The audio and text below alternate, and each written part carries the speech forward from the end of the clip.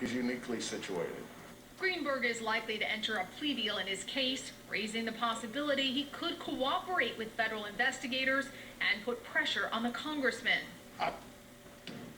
All the rain that we did see this week has certainly been beneficial, so we'll keep a close eye on the drought monitor to see just how much of a chunk we've been able to take out of that deficit.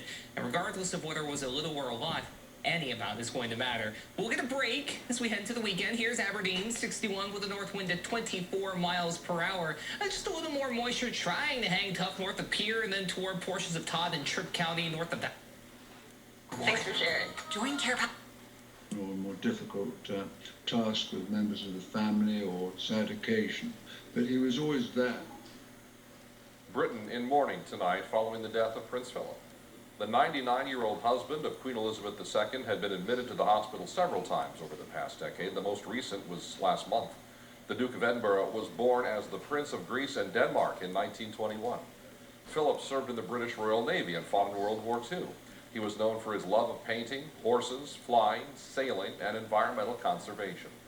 Philip died from unknown causes at Windsor Castle. He would have turned 100 years old in June. Rapper and actor DMX has died a week after suffering a heart attack. Born Earl Simmons, he died today in a New York hospital with his family by his side. DMX sold millions of albums and parlayed his growing fame into an acting career. In 2019, he canceled a concert tour to seek treatment for addiction, saying at the time that he was putting family and sobriety first. DMX was 50 years old. Boeing is telling some airlines to stop flying its 737. They made USAA insurance for members like Gates was guilty of actually conducting witness tampering or witness intimidation of that valuable witness at the time, according to House investigators Michael Cohen. Joining us now is Michael Cohen. He hosts the podcast Mea Culpa. He's the author of the book Disloyal, and he was formerly a lawyer for Donald Trump. Thanks for coming back, Michael. How you doing, Ari? Yeah, I gave myself a little rest and relaxation for a few weeks.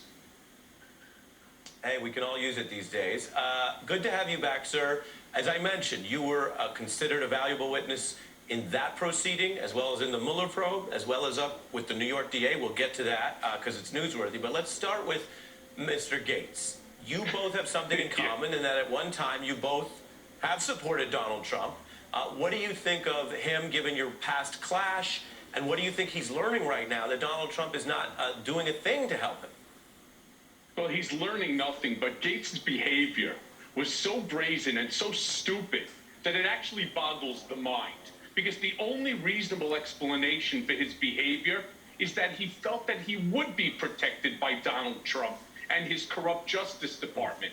So he must have been petrified when Trump lost the election simply because now he was exposed. But you know what a lot of people don't take into consideration is Donald Trump is alleged to have done similar things with young women. So was Rudy Giuliani in the Borat movie with Sacha Baron Cohen's alleged young daughter in the movie, right? So Matt Gaetz is par and parcel. And this was all going on during the campaign anyway. Corey Lewandowski had his tryst. Jason Miller had his tryst. Rick Gates had his tryst. I mean, they're following Donald Trump's playbook. And as I explained before the House Oversight Committee, that I know the playbook and it didn't work for me, and it's certainly not going to work for you. So Matt Gaetz really needs to smarten up and understand that he's in very serious trouble. It's not just this isolated case. It happens in all in-custody deaths. But this goes to the broader narrative. We've talked a lot about the pressure that's applied with a knee. Keep in mind, there's not necessarily going to be hemorrhage associated with that focal area placed in the knee because it's not like it's a blunt force trauma. This is kind of a slow pressing down, which is going to compromise Mr. Floyd's ability to have his chest rise and fall, and of course his lungs expand and take on more oxygen, just like Dr. Tobin pointed out yesterday. So that was a key point along the way. Because let's go over again in layman's terms what we're talking about here concerning Dr. Andrew Baker's ruling. Again, his number one cause of death is basically the actions of the officers. The specific language is cardiopulmonary arrest, complicating law enforcement subdual, restraint, and neck compression, yet the contributing factors are the heart disease for Mr. Floyd, pre-existing health conditions, high blood pressure, and fentanyl or methamphetamine. So it's basically those may have contributed, but the cause is the officer's actions. At this point, Darren Porcher, is the prosecution convincing that jury? Your thoughts? I think they're clearly convincing the jury because we think about the most significant contributor to the death of George Floyd. It was clearly the officer's actions. Do we have other outliers such as heart disease, drug use? Are those contributors? Sure. But the most significant component is that of the officer's use of force. And I think the prosecution did an overwhelming job in proving that up to this point. Dr. Michelle Dupre, again, you're a former medical examiner. Are you following the medical examiner's findings? Are you agreeing with the order that he has it that the top main causal factor, substantial causal factor, legal language, is the action of the officers, i.e. Derek Chauvin? Yes, I am. And in fact, the autopsy report does show two contusions on one on his left and one on his right shoulder. And let's remember what a contusion is. It's a bruise in layman's terms, but it means that enough force was applied to make blood out of the blood vessels seep into the surrounding tissue. So we do have medical, legal, scientific, forensic evidence that there was pressure on each of his shoulders to cause a bruise. Joey, you know, that's, as we're talking about this, you look at that language, restraint, neck compression, the layman's language isn't there, that there was so much force on George Floyd's chest, it was being pressed into the pavement. That's what the jury wants to understand, right? Exactly, Mike. So let's go back to jury selection, right? It's called voir dire, and when you're voir diring a jury, both sides, right? Prosecution and defense, they say the same thing. We want jurors to use your common sense, right? And you want jurors to use their good judgment. So you're going to hear in closing argument, not there yet, we're going to be in the defense case. In the defense case, they're going to point out further inconsistencies. They'll talk about everything, all these other conditions, and how that led to a toxic brew of a person who was just waiting to combust with all of these issues and the acceleration of what was happening on the street, and this in large part in this past history of COVID and this fentanyl and this speedball and meth and all of this stuff, right? But at the end of the day, I think the prosecution will come before that jury and say, stop, right? I know that the defense would have you believe that it was everything other than what you saw that caused this death, but ask yourself the question. Look at the video in Cut Food and look at how he appeared then, right? That is George Floyd. He was engaged with everyone else. He was seemingly living a normal day. He was interacting with everyone. He was responsive to everyone. And an hour later, he's dead. And the prosecution will have you, the defense will have you believe that that death was caused by everything other than this guy, Chauvin, right? Him, his conduct. Don't buy it, right? And at the end of the day, that common sense we told you about in jury selection, we want you to use it, and we want you to use it when you go back in that verdict room and deliberate, and we want you to return a verdict of guilty, right? And I think that's what we're going to hear moving forward. And Ariva, as far as Eric Nelson, one of his arguments that he continues to go back to, obviously, is that drug use. In the last couple of days, he's even hinted at that maybe George Floyd took fentanyl, some of that was processed in his body, and he took more fentanyl. Is his hope that someone on the jury is like, wait a minute, fentanyl's deadly, and there were deadly levels in George Floyd's system? Is that where he's going? Yeah, Mike, we know that this is about 12 people coming to a unanimous decision. And what the defense has to do is connect really with one juror. They can... At the center of UK history for nearly 70 years, but not without gaffes and controversies. Tonight, the funeral plans, and will Harry and Meghan attend? Vaccines paused. A third state shuts down a Johnson & Johnson vaccine site because of side effects. Why experts tonight say the shot is safe. What you need to know. Cause of death. The medical examiner the jury in the Derek Chauvin murder trial that heart disease and drugs played a role in George Floyd's death. But why he believes the interaction with police was more than Floyd's body could take. The Tiger Woods crash, new details tonight, the pill bottle found by investigators, and what he told doctors at the hospital. Severe weather. Millions across the South brace for powerful storms. Death of a hip-hop icon. Remembering rapper DMX. Caribbean volcano erupts. Ash shoots 20,000 feet in the air as thousands are evacuated. And on the road, why this 13-year-old Boy Scout chose to sleep in his backyard for 366 nights. This is the CBS Evening News with Nora O'Donnell, reporting from the nation's capital. Good evening, and thank you for joining us on this Friday night. We're going to begin tonight with the worldwide outpouring of grief over the death of Britain's Prince Philip, and perhaps the most dramatic change in the British monarchy since World War II. Flags across the United Kingdom are at half-staff tonight in memory of the 99-year-old husband of Queen Elizabeth, who died at Windsor Castle earlier today. With the exception of his wife, no one played a more important role in shaping the British crown over the past 7 decades than the Duke of Edinburgh, who worked to modernize the monarchy, all while trying to hold his family, the royal family, together during decades of scandals and palace intrigue, from the death of Princess Diana to Harry and Meghan's recent bombshell interview with Oprah. He was the father, grandfather, and great-grandfather to future kings. He could never hold the title himself. Instead, he walked and lived in the Queen's shadow. His job, he once said, was first, second, and last, never to let her down. We've got 2 reports tonight on Prince Philip's life legacy and the seismic shift his death is. The royal spouse in British history died at Windsor Castle earlier today. In COVID-safe tradition, masked palace aides presented the announcement. It is with deep sorrow that Her Majesty the Queen announces the death of her beloved husband, it said. The royal family join with people around the world in mourning his loss. His death comes at a time of great struggle already. More than a year in this pandemic, there will be no crowds, but flowers and cards have made their way to palace gates. Thoughts are especially with the Queen, who has now lost her companion of more than 73 years. Tonight, a longtime friend of the Duke. What will his loss mean for the Queen? It'll be an enormous loss. The best way I can think of putting it is that he wore the trousers in the family in order that the Queen could wear the crown.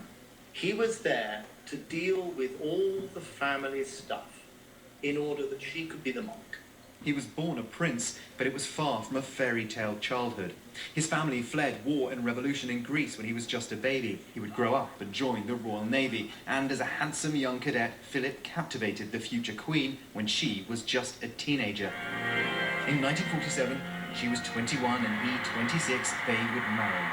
In public, always walking 2 paces behind the Queen, but in private, Elizabeth's equal partner, a playful father to his 4 children, a grandfather, a great-grandfather to future kings. A stiff upper lip, but he knew how difficult it was to join the royal family. It was famously Philip who would reach out to Diana, hoping to help her navigate her marriage to Prince Charles, and after Diana's death, walking with William and Harry behind her coffin. He was a keen sportsman, full of energy and ideas, and in the early days he was seen as a radical outsider. He had a sense of humour and at times was criticised for his lack of tact and comments that were deemed insensitive. I think that the main lesson that we've learned is that tolerance is the one essential ingredient of any happy marriage. And you can take it from me that the Queen has the quality of tolerance and abundance. Tributes are pouring in tonight from around the world. President Biden sending deepest condolences from the American people. His bravery serving in World War II, as well as being a champion of the environment, as well as the charitable things he set up. So we really do express our condolences for extraordinary life. 99 years old, he never slowed down at all, and which I admire the devil of. Prince Philip at the Queen's side on so many visits with American presidents. At Buckingham Palace with JFK and Jackie Kennedy in 1961, with the Reagans at their California getaway in 1983, at the White House and on the field at Camden Yards with George H.W. Bush and Barbara, to see the Orioles play the Oakland A's in 1991, and visits with the Obamas too at Windsor Castle in 2016. And tonight in the UK, Prime Minister Boris Johnson speaking for all Britons. We give thanks as a nation and a kingdom for the extraordinary life and work of Prince Philip, Duke of Edinburgh. Prince Philip will be remembered as a man dedicated to service to the British people and for more than 7 decades to his Queen. He has quite simply been my strength and stay all these years, and I and his whole family owe him a debt greater than he would ever claim, or we shall ever know. The world paying tribute tonight, James Longman, live at Buckingham Palace. 17th, and the Harrisburg School District will hold theirs on April 24th. Miranda Page, Dakota News Now. Speaking of parties, there's a big party coming back to SDSU, the university, First Premier Bank and Premier Bank Card today, announcing Jack's Bash 2. The event is scheduled for September 8th at Dana J. Dykehouse Stadium. Zach Brown Band and Fall Out Boy will headline the event, and it will come 5 years to the day since the first Jack's Bash opened the stadium back in 2016. The energy that's around the announcement, the energy of people talking about it as it's coming up, and then as you walk into the gate. 5% on the new Speak number 360 C4 Smart. A little bite of the rhetoric. Take a look. You call some of these members political terrorists. Oh yeah, Jim Jordan especially, my colleague from Ohio. Cornell, your response, is this on the level, does it match with the way he acted when he had power? A couple things. One, first, R.A., have you seen the cover for his book? We got to start there, where he's, you know, coughing clean, sharp, and he's sitting there in his suit, and he's got a glass of wine, and he's got smoke in the air. I wasn't sure if he was dropping a book or he was dropping a 70s R&B album. I mean, it looks like he could be Barry White from that book cover. So let's start with there. So clearly, John Boehner is feeling like he's a right. John Boehner's feeling like he's a free man. Although I got to tell you, and I would have gone with what's beef on this one because he clearly has beef with a lot of GOP, particularly Ted Cruz, and he's probably going to ask Ted Cruz to start his Jeep. But we won't go there right now. Can I get in on that? And then yes, I mean, please. Was it not Biggie who said? I want to go into an autopsy with a preconceived notion that I already know what happened, because that might tempt you to skip certain steps or not do certain things that could turn out to be relevant.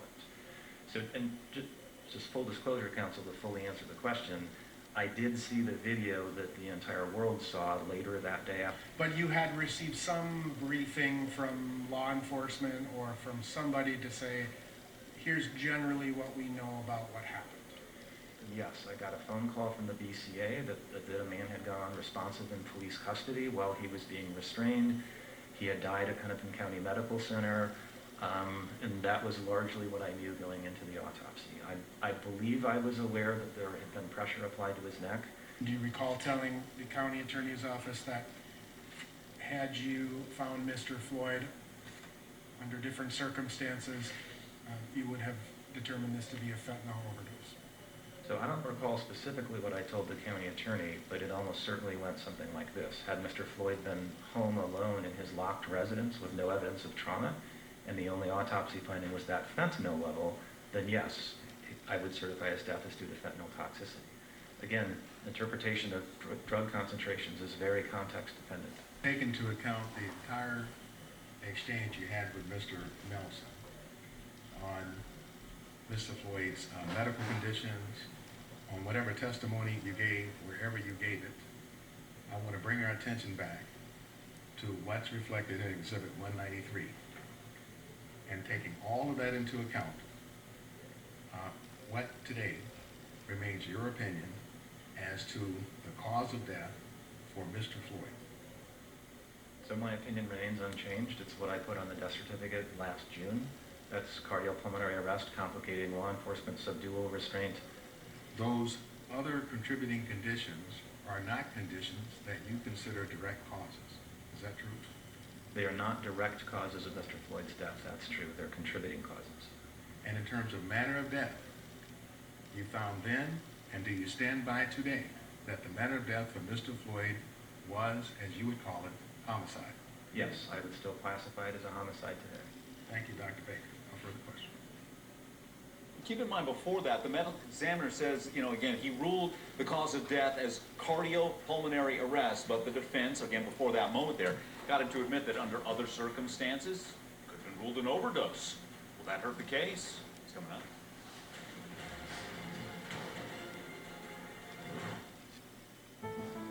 Maybe it's only a... who ruled George Floyd's death a homicide. Now, his testimony is important because Chauvin's lawyers were hoping it would bolster their claim that drugs and heart issues were to blame for Floyd's death. CBS's Cmgus reports from Minneapolis. Tonight, the medical examiner who performed the autopsy on George Floyd took the stand. Dr. Andrew Baker told jurors that while heart disease and drugs played a role, it was the interaction with police that caused Floyd's death.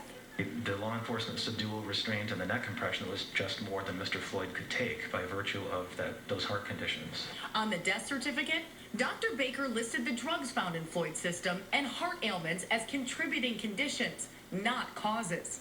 Mr. Floyd's use of fentanyl did not cause the subdual or neck restraint. His heart disease did not cause the subdual or the neck restraint. But during cross-examination, the defense continued to focus on Floyd's drug use. Yes, you're aware also of the methamphetamine that was found in Mr. Floyd's system? Yes. I'm not an expert in the specific toxicology of methamphetamine. As a general rule, for forensic pathology, methamphetamine is not good for a damaged heart. This was not a sudden death. Forensic pathology expert Lindsay Thomas is a former county medical examiner who trained Baker. She testified Floyd died from asphyxia or low oxygen, terms not mentioned in Baker's autopsy report. The activities of the law enforcement officers resulted in Mr. Floyd's death. Meanwhile, Minneapolis residents are following the trial closely. Yeah, you can just sit here. Pastor Edwin Williams has been listening to the concerns of his predominantly black neighborhood. I'm absolutely afraid that if a non-guilty verdict or some sort of technicality is used to keep the officer from facing responsibility for this, that we'll see worse than what we saw last summer. The trial is moving quicker than originally thought, so the prosecution is now expected to rest its case early next week. All eyes will then turn to the defense and whether or not Chauvin will testify. Nora? Cmgus, thank you. Turning now to a severe weather threat targeting more than Cancer. Do not stop taking a prescribed medication. Ethics Committee launching a bipartisan investigation examining allegations of sexual misconduct, illicit drug use, and whether Gates shared inappropriate images or videos on the House floor. The Florida Republican is also being investigated by the Justice Department over allegations he had sex with a 17-year-old girl and paid for her travel, possibly breaking sex trafficking laws. Gates has denied any wrongdoing and is refusing calls for his resignation.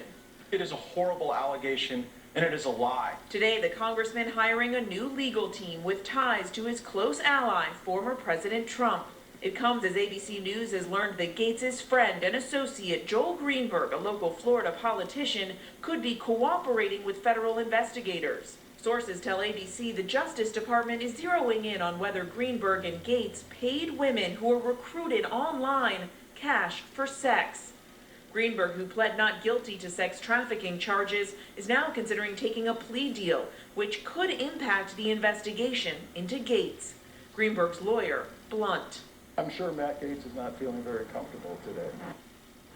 Now reacting to this new committee investigation, Gates' office says, quote, these allegations are blatantly false. As for what comes next, depending on their findings, the committee could recommend reprimand, censure, or even expulsion, and could make a criminal referral to the Justice Department for its ongoing investigation. David? All right, Mary Bruce with us on a Friday night. Thank you, Mary.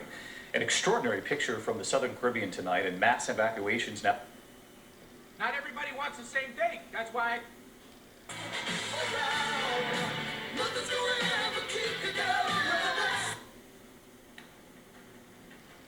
Do you recall telling the county attorney's office that had you found Mr. Floyd under different circumstances, you would have determined this to be a fentanyl overdose? So I don't recall specifically what I told the county attorney, but it almost certainly went something like this. Had Mr. Floyd been home alone in his locked residence with no evidence of trauma, and the only autopsy finding was that fentanyl level, then yes, I would certify his death as due to fentanyl toxicity. Again, interpretation of drug concentrations is very context dependent. Right, and again, and we heard before the break that the prosecutor, Jerry Blackwell, came on and said, wait a minute, this hypothetical doesn't match here because part of the circumstances are the actions of the officers, the neck restraint, the pressure on George Floyd. Let's bring back our expert panel. Does what Mr. Blackwell did, Joey, end this?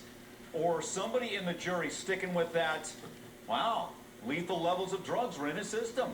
Yeah, you know, Mike, it's an excellent question, and it takes us back to our rules of engagement, right? And those rules of engagement provide for a unanimous verdict, and that there's 12 jurors that come to some conclusion. But the rules of engagement also have us really look and evaluate how jurors have treated police historically, and that treatment has been to give them the benefit of the doubt.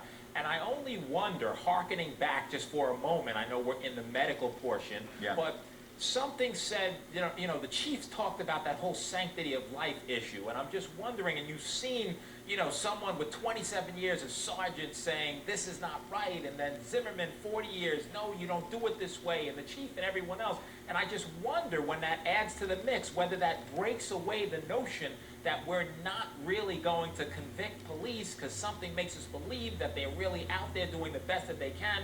But I have to address that issue in the context of your question, right? Whereas that maybe it is that you have this issue and you know we don't like to really convict police to begin with, and then we have this other issue concerning this medical evidence. And is there one juror who's saying, you know what, there was fentanyl and there was meth, and there was this heart condition, and there was this blockage, and there's all these other issues, and I'm just not sure, and I don't know.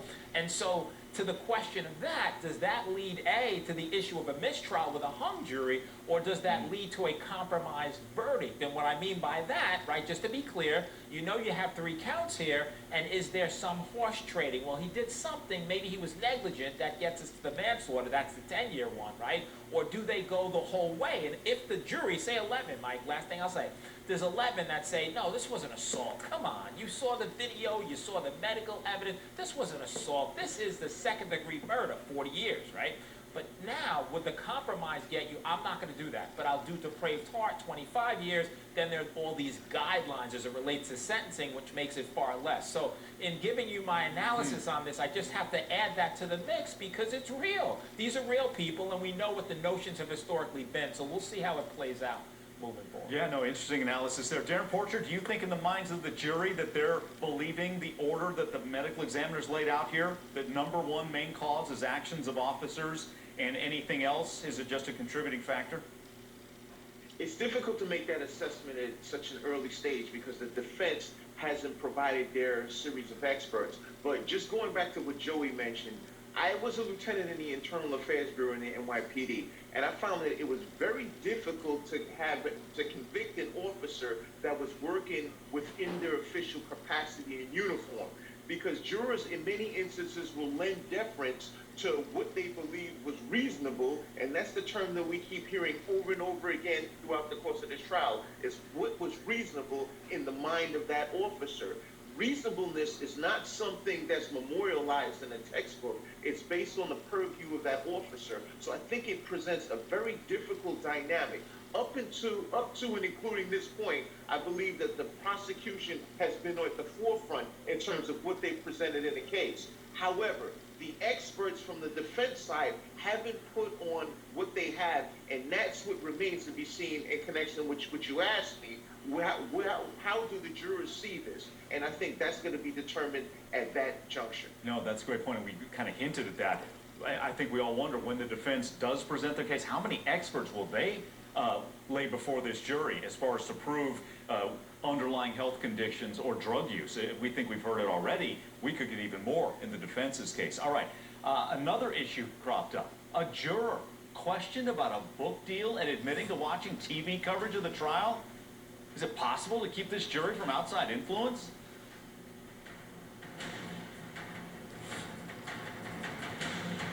Introducing Collide. New lives. But Rocky and Pinky's families didn't see each other again until now. More than 100 years later, Ancestry helped connect us to our ancestors and each other. Okay, everyone, our mission is to provide complete balance.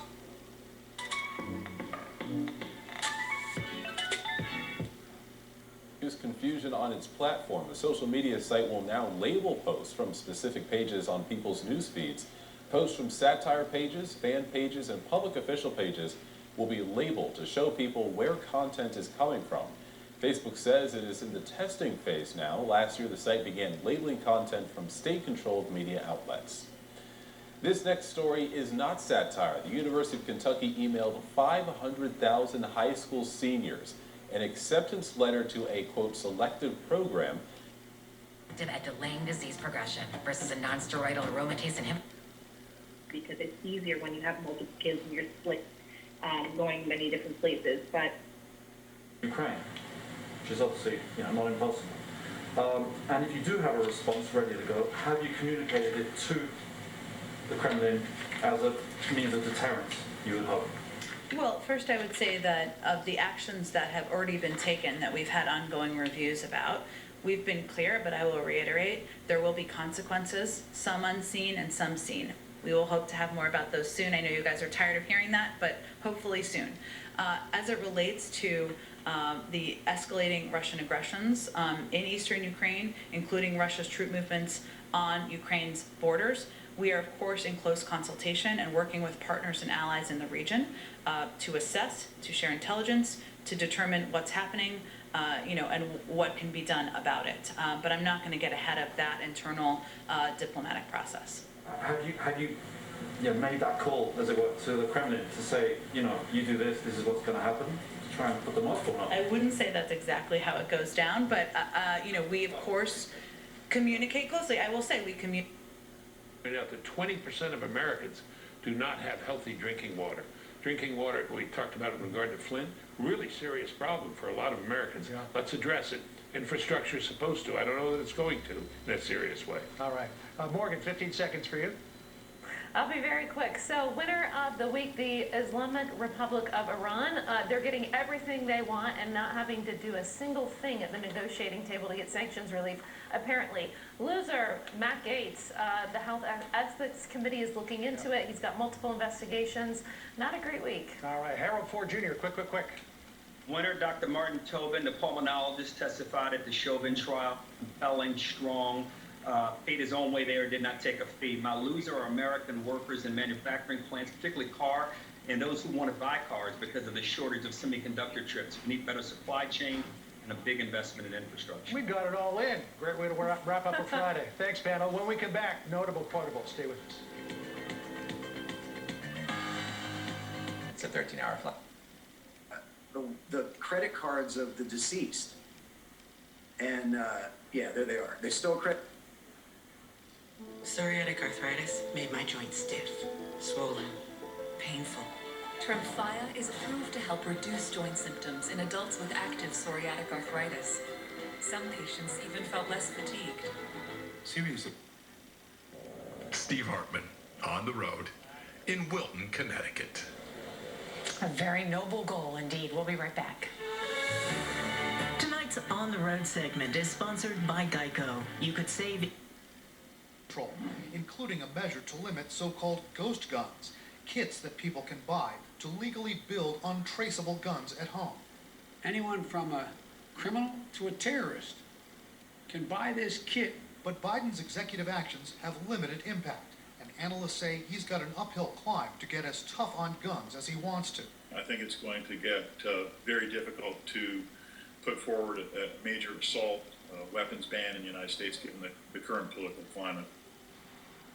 President Biden also wants to ban high-capacity magazines and establish more strict background checks for gun purchases. But despite all the mass shootings, just since he's been in office, there's little appetite among Republicans or even some Democrats in Congress to enact stricter gun laws. Wolf? All right, Brian, thank you. We'll have more news right after this.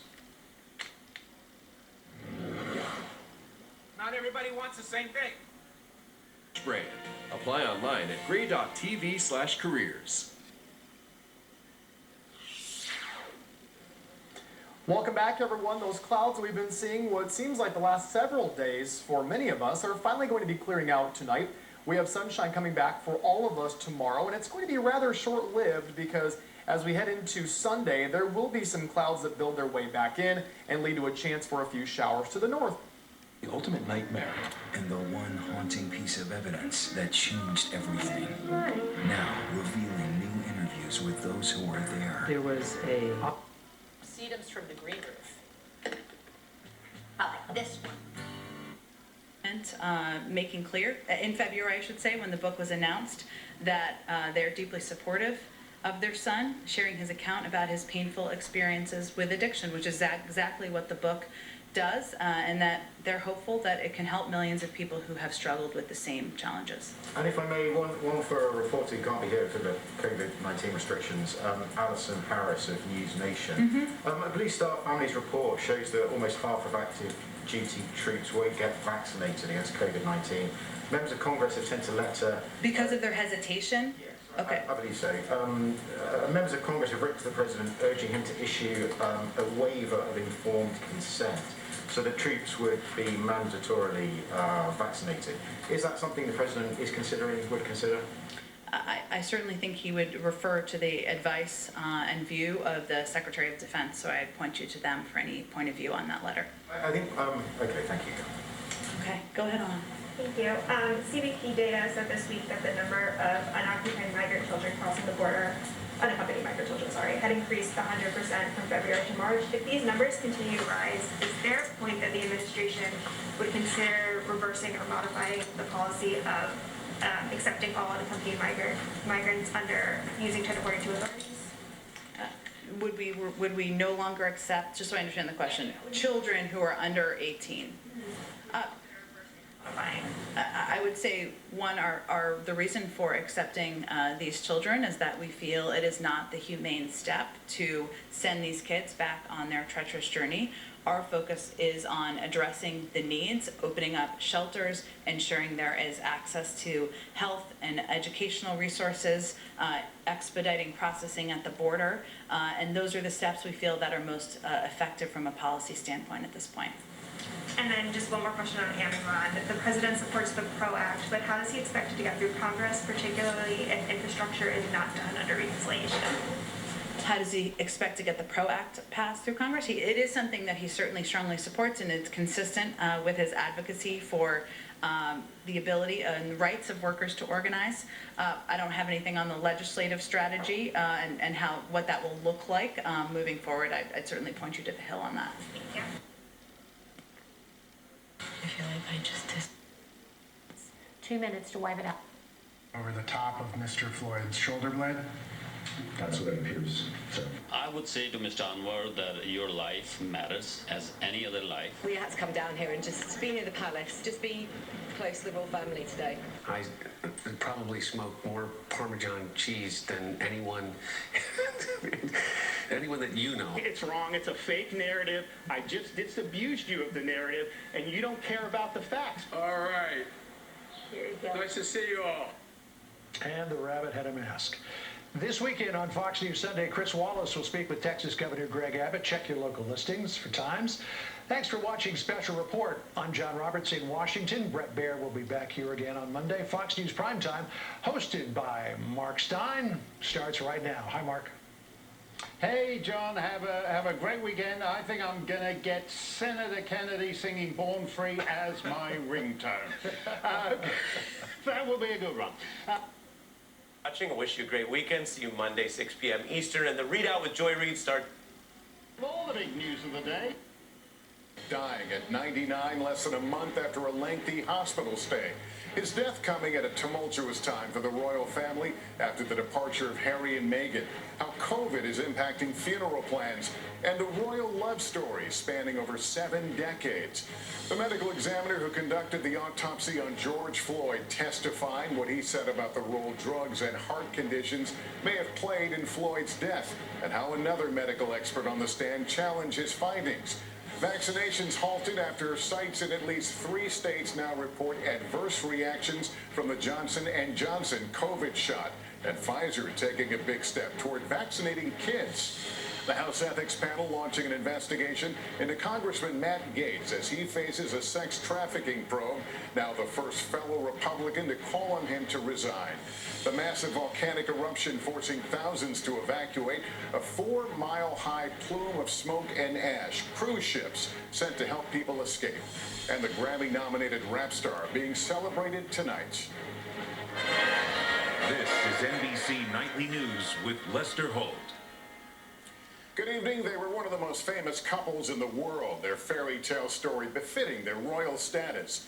Tonight, the death of Queen Elizabeth's husband of more than 70 years, Prince Phillip, has rocked the United Kingdom and left much of the world reflecting on their enduring marriage and now crushing loss. I just squeezed, and I says, man, that feels good. And he says, you better believe it. To see families to be able to make that announcement that families can now come in, even though, you know, we still have our protocols in place. It's just, it's been a joy to see the smiles on our residents' faces, on families and staff too. Johnson says the new guidelines give him hope, and he thanks the staff for everything they've done. Sounds like some of the staff became kind of like family too. Oh, absolutely, yeah. Yeah, I don't know what I'd have done without them. As the family looks back on a tough year, they're looking forward to the future. And today, treasuring moments like this one with their loved ones. Before, you just kind of take it, you know, take it for granted, but now it's like, man, enjoy every hug. Let's give him a hug. Oh, you bet you. We can do that. Yeah, we can do that. We'll take multiple. In Sioux Falls, Sophie Heineman, KELO News. Oh, so good to see those hugs again. We've posted more information on the visitation guidelines for Good Samaritan Society with this story on KELOland.com. It's a busy time at the Rushmore Mall, and it's not just shop. Significant.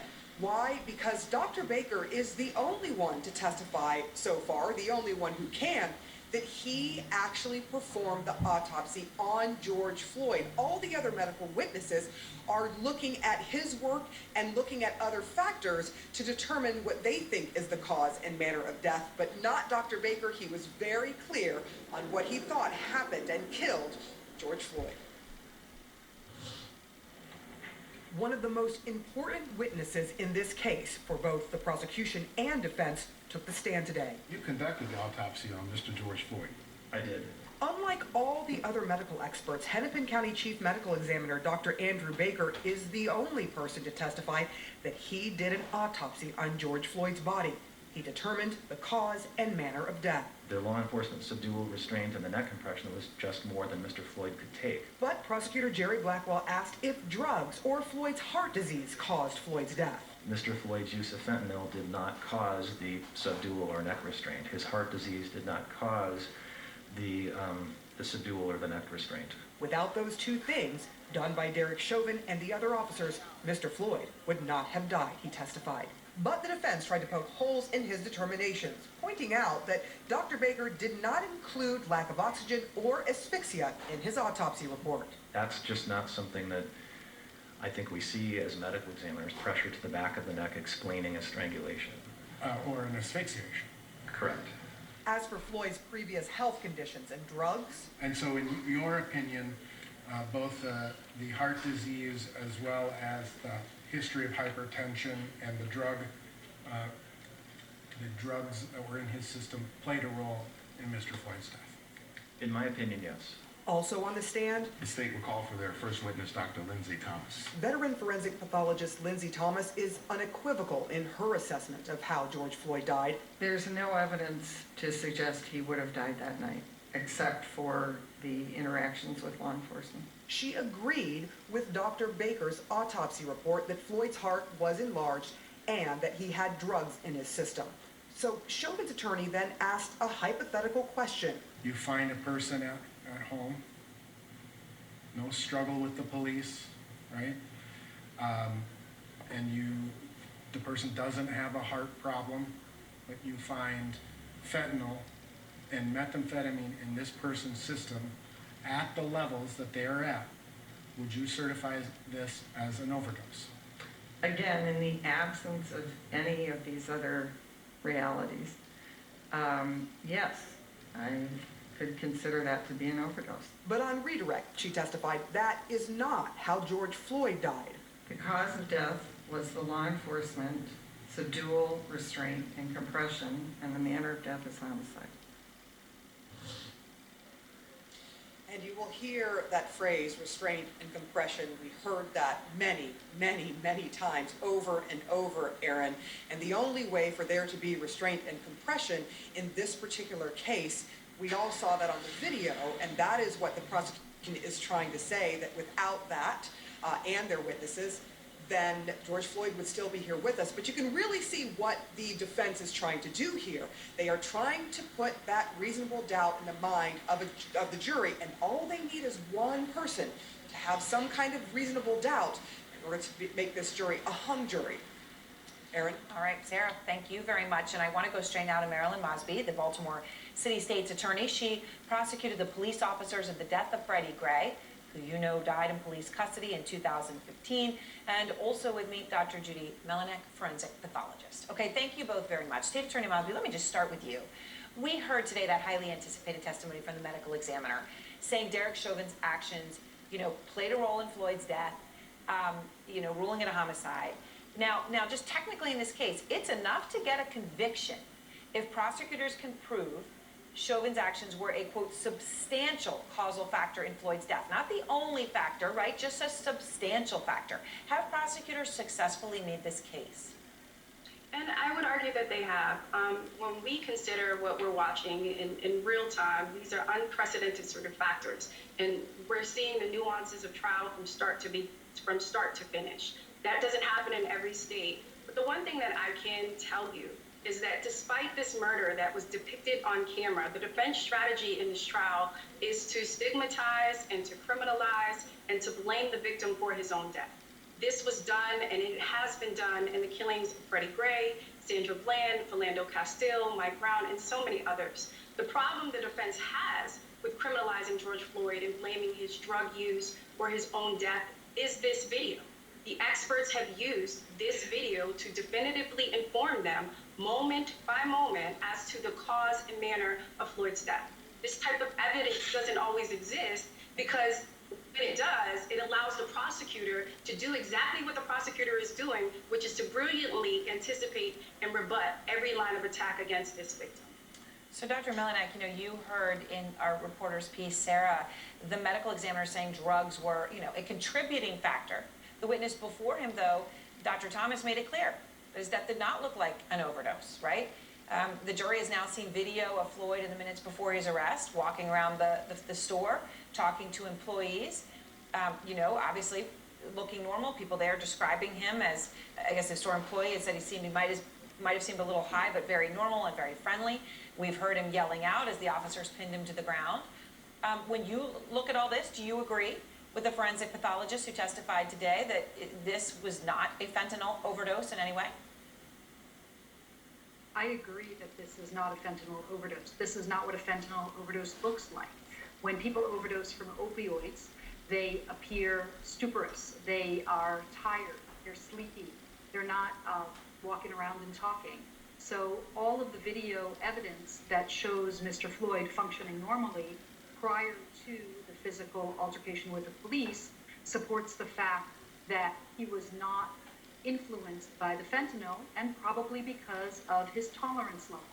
People who are used to taking opioid drugs, either legally or illegally, build up a tolerance to the drug, and that's why this isn't an overdose. So, experience are common.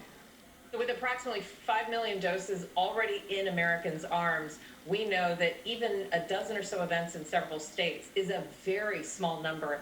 Next week, a shortage of Johnson & Johnson doses will impact distribution centers. After a manufacturing mix-up, shipments of J&J expected to plummet by have always been the same height, and farm equipment keeps getting bigger and bigger every year. So the concern about farm equipment contacting power lines continues to increase as well.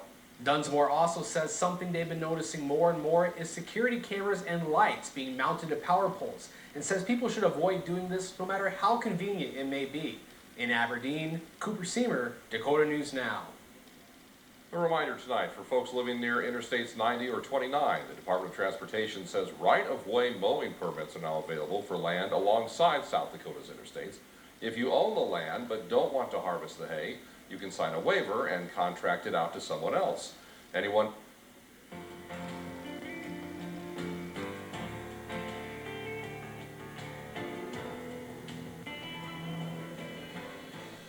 The push to unionize Amazon workers in Alabama is over for now. Amazon is the second largest private employer in the U.S. with nearly 800,000 workers, but none of its facilities are unionized. Stephanie Sy reports on today's victory for the tech giant. Judy, more than 5,800 workers are employed at that warehouse, and it was considered a pivotal test of organized labor's efforts to unionize at big tech companies. But when the National Labor Relations Board finished counting ballots today, it was clear union organizers just did not have nearly enough votes. Margaret O'Mara is a historian who watches labor, capitalism, and tech at the University of Washington. She joins me now. Professor O'Mara, thank you so much for being on the News Hour. This was quite a definitive vote in favor not to unionize, with 1,798 workers voting against, 738 voting in favor, and just over half the workers overall cast ballots. What do you think led to that outcome? Well, it was a pretty decisive vote, and it was a win for Amazon, which had worked very hard to prevent this union drive from being successful. But it also was a loss for Amazon, too, in some ways, in that here we are talking about labor conditions at the Amazon fulfillment centers. Same way it was a win-lose for the union. The union lost this drive, but also there's incredible momentum around where it might go next. Did this, in this case, in Alabama, come down to the wages, to the money? Amazon pays somewhat around $15 an hour for most workers at that fulfillment center. They offer health benefits. $15 an hour there in Alabama is more than twice the minimum wage. Is that what led the fight here, as opposed to working conditions? Well, you're right. It is twice the minimum wage, and I think that working conditions were really what was the catalyst. And this is coming in the wake of our pandemic year, which was a blockbuster year for Amazon, but also a year when the demands on the fulfillment centers and their workers were pretty strong. And where this starts popping out into the public eye is the conditions, the health conditions on the floor of the fulfillment centers. Consequence of illegal last-minute changes to the rules, folks have sort of gotten to know that I'll take on the establishment of both parties, and I wouldn't have it any other way. We have your back. That is the sentiment I have heard from thousands of Americans. At restaurants, walking through public parks, sometimes just out on the street, in emails, online donations. And I can't tell you how much it means to me. This past week has been full of encouragement. From President Trump, Marjorie Taylor Greene, and Jim Jordan, to the MAGA nation that shares so much love. So let me assure you, I have not yet begun to fight. For the country I love, and for the nation that I know benefits from America First principles. I'm built for the battle, and I'm not going anywhere. The smears against me range from distortions of my personal life to wild, and I mean wild, conspiracy theories. I won't be intimidated by a lying media, and I won't be extorted by former DOJ officials and the crooks he is working with. The truth will prevail. I hail from Northwest Florida, a land of heroes. I represent the district that's got the highest concentration of active duty military in the country. Military families are not just a feature of my community, they are the defining characteristic. Serving them, fighting against the endless wars that ravage their lives and families, it weighs on me as the most serious and somber obligation of my service. It inspires me to be at my best so they can be at their best. But there's a risk here in the United States as well. Cases are moving back up here. And so I would just urge the Lincoln family. Don't take Rybelsus if you were... You know he had very severe underlying heart disease. I don't know that we specifically got to it, Counselor, but Mr. Floyd also had what we call hypertensive heart disease, meaning his heart weighed more than it should. So he has a heart that already needs more oxygen than a normal heart by virtue of its size, and it's limited in its ability to step up to provide more oxygen when there's demand because of the narrowing of his coronary arteries. Now, in the context of an altercation with other people that involves things like physical restraint, that involves things like being held to the ground, that involves things like the pain that you would incur from having your cheek up against the asphalt and an abrasion on your shoulder, those events are going to cause stress hormones to pour out into your body, specifically things like adrenaline. And what that adrenaline is going to do is it's going to ask your heart to beat faster. It's going to ask your body for more oxygen so that you can get through that altercation. And in my opinion, the law enforcement subdual, restraint, and the neck compression was just more than Mr. Floyd could take by virtue of those heart conditions. Baker, just a point of clarification that frankly occurs to me as you were talking. As a forensic pathologist, it's not part of what you do within the four corners of your job to try to calculate what Mr. Floyd's either lung volumes or oxygen reserves or that sort of thing would have been, is it? I think what you're getting at, Counselor, is the sort of thing that I would defer to a pulmonologist. Those are obviously things we can't measure post-mortem. In living people, clearly those things are the purview of pulmonologists. So Dr. Baker, we did find from the toxicology amounts of fentanyl and methamphetamine in the results from the lab. That is correct. You didn't mention either fentanyl or meth in Mr. Floyd's system. You mentioned those, but you don't list either of them on the top line as causes of death. Why is that? Well, the top line of the cause of death is really what you think is the most important thing that precipitated the death. Other things that you think played a role in the death but were not direct causes get relegated to what's known as the other significant conditions part of the death certificate. So the other significant conditions are things that played a role in the death but didn't directly cause the death. So, for example, Mr. Floyd's use of fentanyl did not cause the subdual or neck restraint. His heart disease did not cause the subdual or the neck restraint. So still to come, the cross-examination from defense attorney Eric Nelson. He is going to bring the point home over and over again. What about the drugs? Weren't there deadly levels of drugs in George Floyd's system? We'll have it coming up.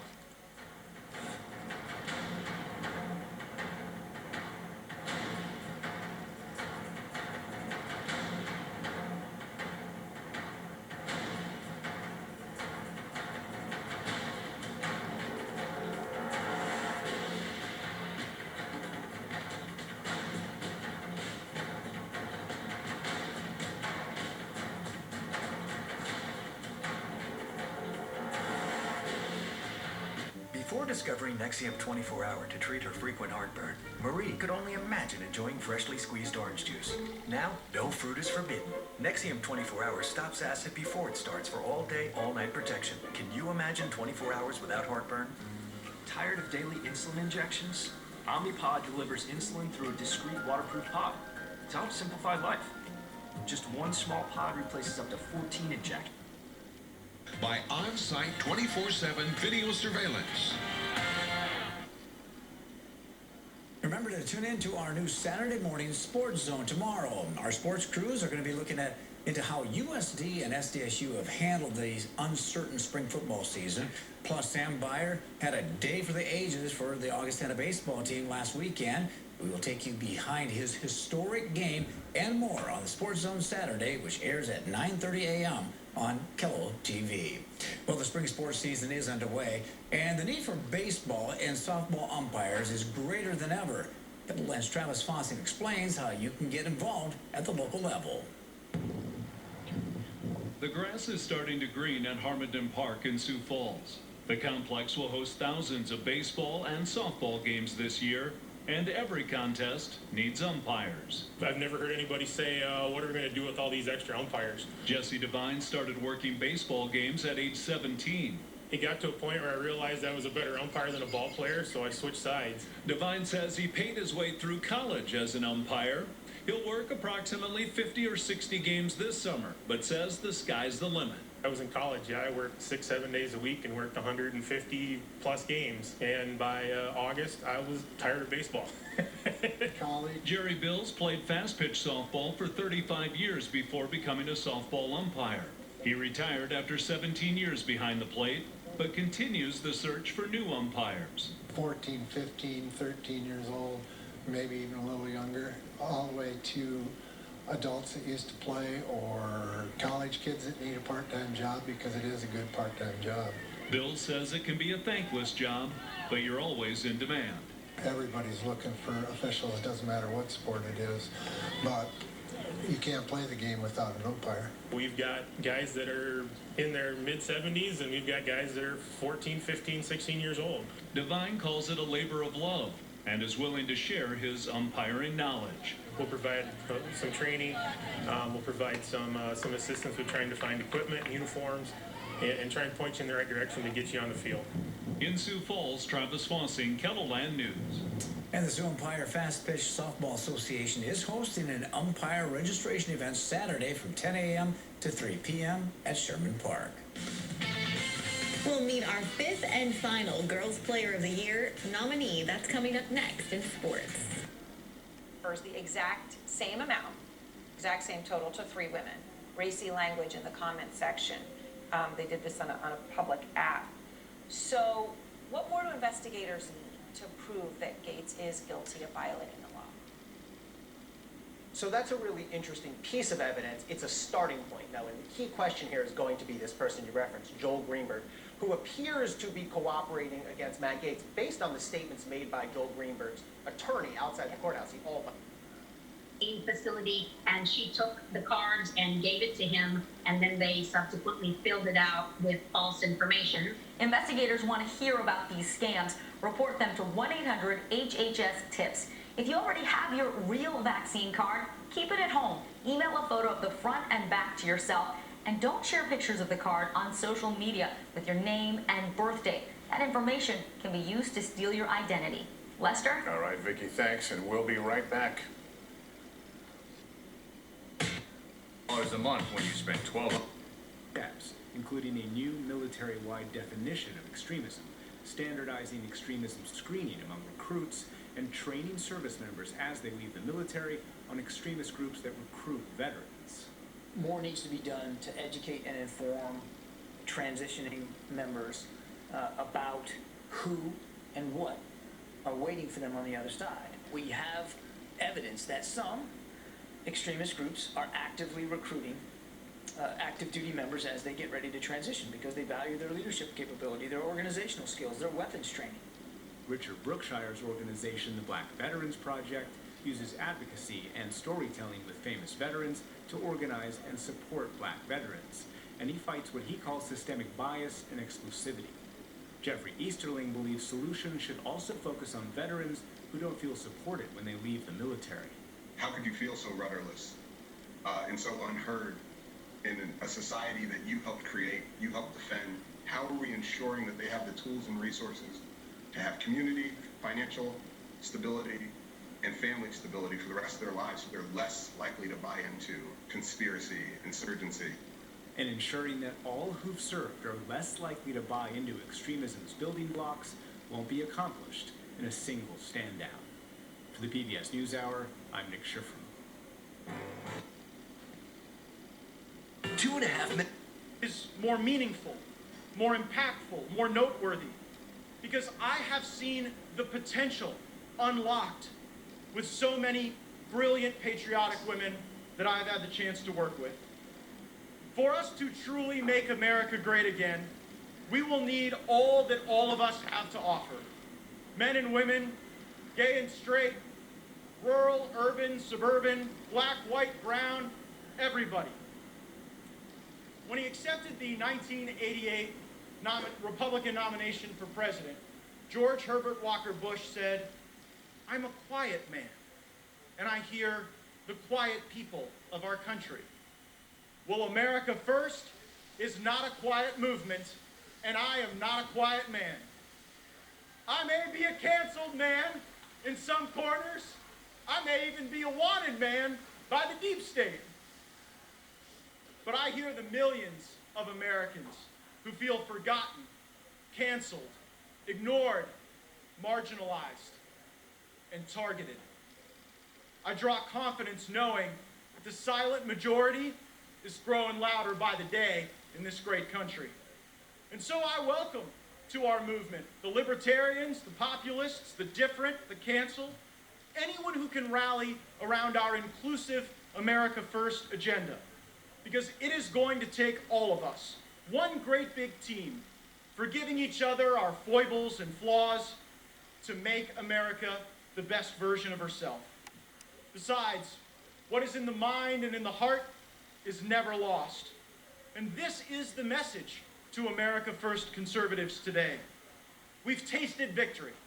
We've renegotiated trade deals, built 400 miles of wall, changed asylum laws, had drawdowns from wars, and created peace and acceptance with a land that has been connected to our faith for 4,000 years. The economy soared, wages rose, and America was her glorious best. Until Marxists attacked our streets, the Chinese coronavirus attacked our bodies, and fraud attacked the election process itself. Press now, but some of them would find it hard to come up. And then comes... Let's get checked for basically abusing a child sexually. You might just want to actually go quiet and take that seriously. Joyce Vance, Fernanda Monti, thank you, friends. Have a wonderful weekend. Still ahead, conservative Democrats are hunting the mythical beast known as congressional bipartisanship. They're sure it's out there somewhere, even if the last known sighting was decades ago. But until they track it down, they'll happily serve as roadblocks to the entire Biden agenda. Former Obama speechwriter John Favreau joins me on that next.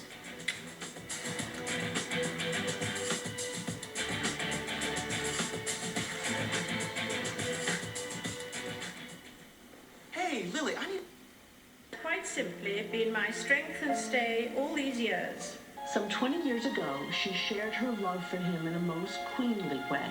Our country owes my husband a greater debt than he would ever claim or we shall ever know.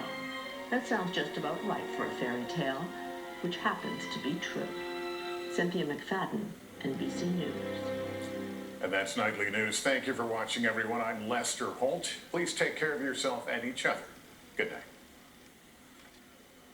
At the height of AIDS, New Amsterdam failed its patients. My game blood ban, we should be ashamed.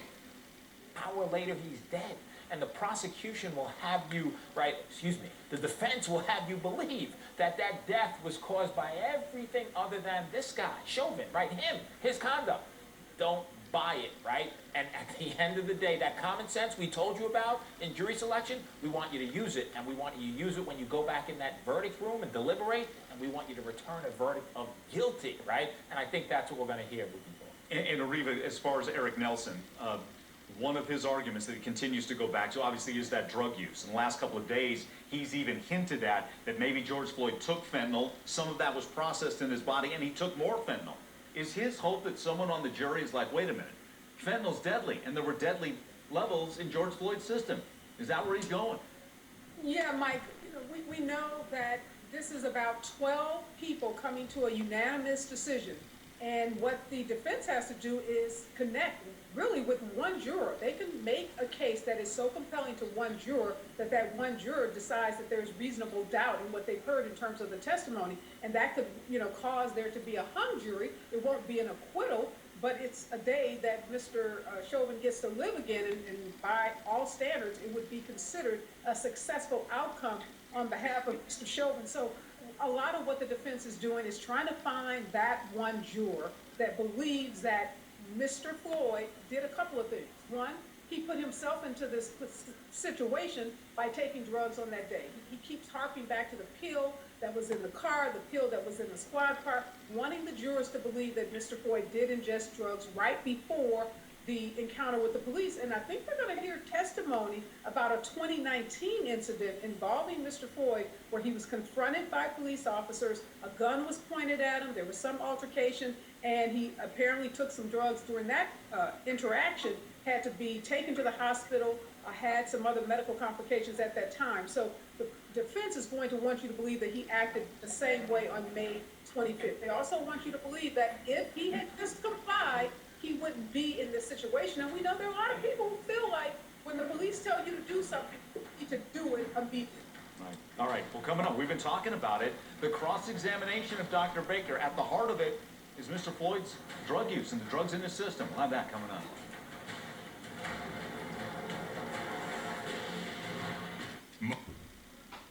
Today, the couple posted this heartfelt tribute on their charity's website. The big question, will they fly to London for the funeral?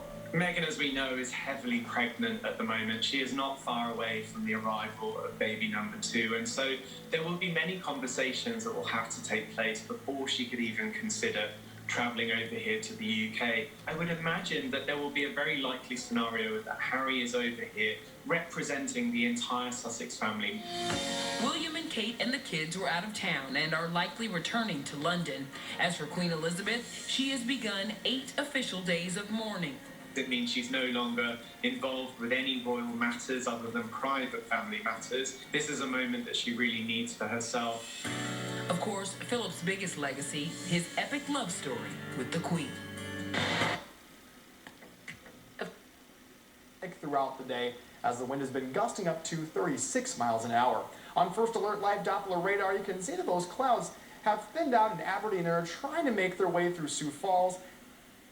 Light up a post-war Britain still mired in bomb damage and rations. He had renounced his... Close into their jobs, that's no longer quite as important. Fine, C-SPAN.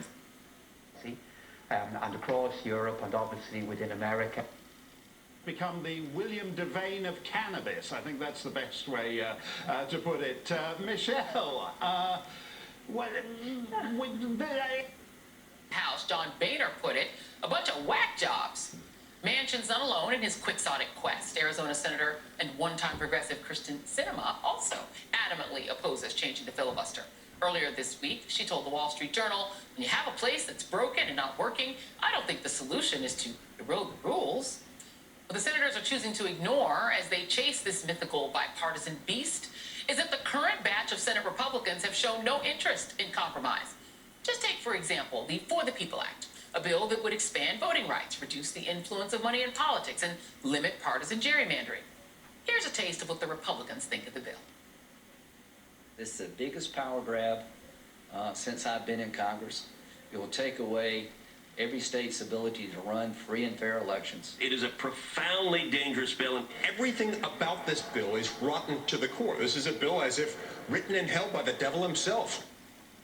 We reached out to Senators Manchin and Sinema, and we asked them to provide us with a list of the 10 Republicans who will vote for an infrastructure bill or a voting rights bill or really anything. And we got no response. We also invited both senators to defend their positions on this show. They declined. And so, Senators Manchin and Sinema, the No Progress Caucus, you two, you are tonight's absolute worst. And with me now is Jon Favreau, co-host of Pod Save America and former speechwriter for President Obama.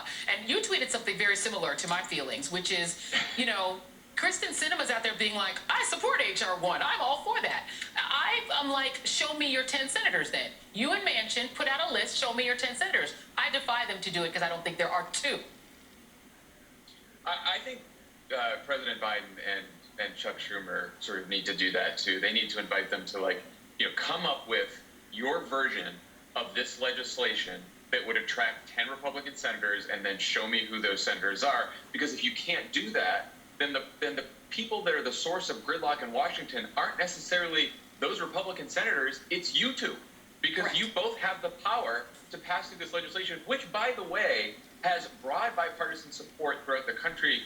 According to media, we did a poll with Change Research, and we found that something like between 70 and 80% of people support the For the People Act. They overwhelmingly support some of the specific provisions, which, by the way, some of those provisions are about taking the partisanship out of politics, right? Just for example, on gerrymandering, right? Right now, you have partisan gerrymandering where the party in charge of the state house can draw congressional districts and essentially pick their voters. The H.R. 1 bill, For the People Act, would make sure that there's an independent, nonpartisan commission. So if Joe Manchin and Kirsten Sinema like bipartisanship and don't want partisanship in their politics and in elections, they should want to pass the For the People Act. Here there, keep on loving you with the sister of George Floyd at the prayer vigil in Houston today. Tanya Floyd says she and her brother would often sing that song to each other. And this afternoon, Kevin Cronin of REO Speedwagon presented the Floyd family with a special plaque saying he admires their strength through this tragedy. Tanya, I can't even begin to understand the depth of sorrow that you must feel, and I'm very honored to present you with a platinum single. This is of Keep on Loving You, and this is something that very few people receive. This is incredible, and you're here. My family's here, but it's also here because he's not. And thank you so much.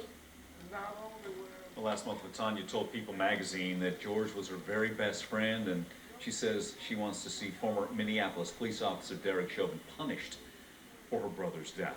So those are some of the emotions, and there were other emotions, really dramatic emotions playing out in that courtroom. And this is during a vigorous cross-examination of the medical examiner, Dr. Andrew Baker. Again, he did the autopsy on George Floyd. From his vantage point, the main cause of George Floyd's death is the actions of the officers. But yet, under cross-examination, the defense attorney, again and again, trying to bring up underlying health conditions and drug use. Here's that. In your opinion, both the heart disease as well as the history of hypertension and the drugs that were in his system played a role in Mr. Floyd's death? In my opinion, yes. Your pertinent negatives. That you made a conscious decision not to watch any videos before you performed the autopsy, correct? Correct. And that was to prevent bias, you described? In general, yes. I don't want to go into an autopsy with a preconceived notion that I already know what happened, because that might tempt you to skip certain steps or not do certain things that could turn out to be relevant. So, and just full disclosure, counsel, to fully answer the question, I did see the video that the entire world saw later that day after. But you had received some briefing from law enforcement or from somebody to say, here's generally what we know about what happened. Yes, I got a phone call from the BCA that a man had gone unresponsive in police custody while he was being restrained. He had died at Hennepin County Medical Center. And that was largely what I knew going into the autopsy. I believe I was aware that there had been pressure applied to his neck. Do you recall telling the county attorney's office that had you found Mr. Floyd under different circumstances, you would have determined this to be a fentanyl overdose? So I don't recall specifically what I told the county attorney, but it almost certainly went something like this. Had Mr. Floyd been home alone in his locked residence with no evidence of trauma, and the only autopsy finding was that fentanyl level, then yes, I would certify his death as due to fentanyl toxicity. Again, interpretation of drug concentrations is very context dependent. Take into account the entire exchange you had with Mr. Nelson on Mr. Floyd's medical conditions, on whatever testimony you gave, wherever you gave it. I want to bring our attention back to what's reflected in Exhibit 193. And taking all of that into account, what today remains your opinion as to the cause of death for Mr. Floyd?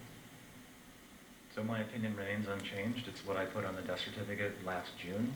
That's cardiopulmonary arrest, complicating law enforcement subdual restraint. Those other contributing conditions are not conditions that you consider direct causes. Is that true? They are not direct causes of Mr. Floyd's death, that's true. They're contributing causes.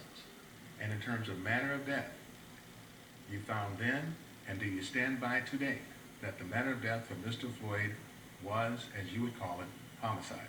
Yes, I would still classify it as a homicide today. Thank you, Dr. Baker. No further questions.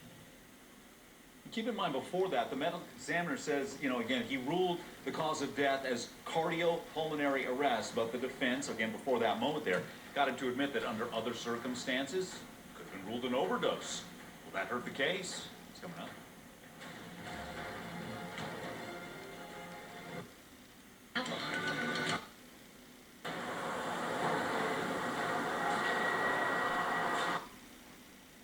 Get to the floor for a vote, and I'm with David. I don't see where those votes are going to come from.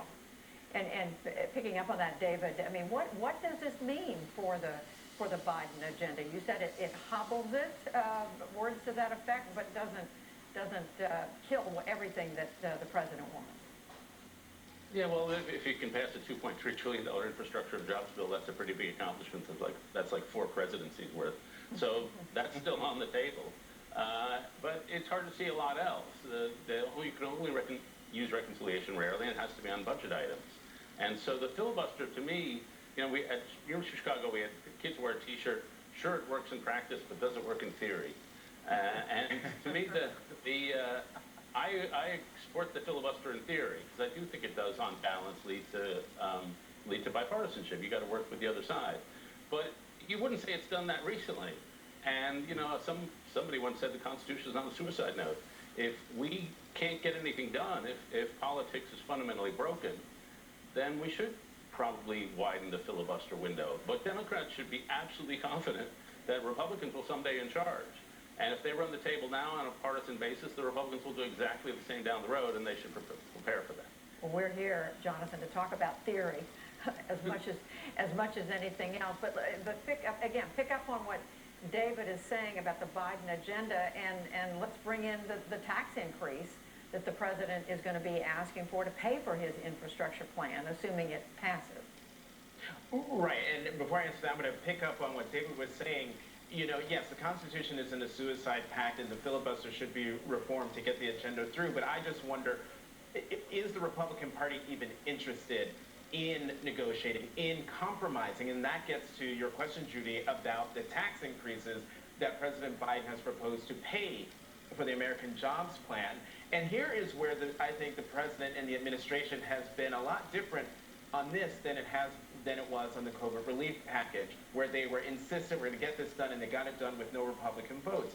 Here, the president has been very clear.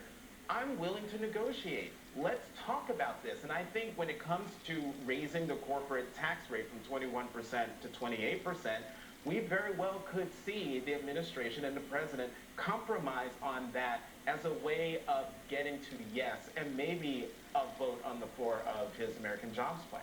David, go ahead.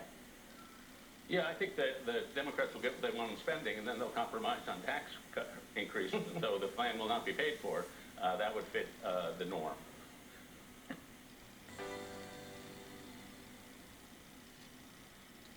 Dr. Vcr, that's a perfect segue. I was going to ask you next. We still have tariffs between the... It's 2 times faster than Claritin, so you may be able to help. Hard water buildup and releases trapped residues and odors